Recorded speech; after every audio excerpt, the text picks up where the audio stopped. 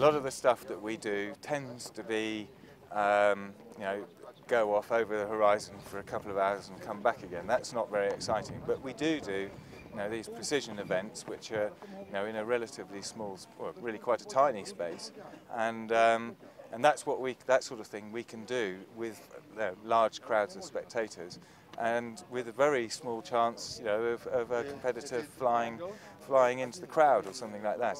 And, we're uniquely suited to that sort of thing. There's one thing that paramotors can do that no other aircraft can do, and that is it can fly in an urban situation safely. We can fly small competitions in parks in cities, and there are a few prospects for this. It's the sort of thing that scares modern CAA people witless, but there are some cities in the world that are interested to host competitions that actually happen inside the city, and I hope this will happen sooner rather than later, because then you're showing what paramotors can do that no other aircraft can do.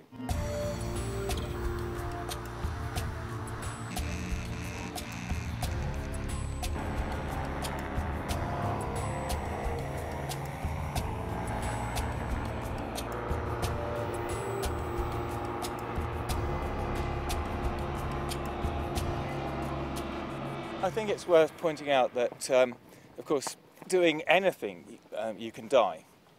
The thing that's unique about paramotors is that it seems to happen extraordinarily rarely. I mean, in Britain, for example, we are completely deregulated, so it's perfectly possible to go and buy a paramotor off eBay and go and fly it. In actual fact, you can't do that because you find that you just can't launch it.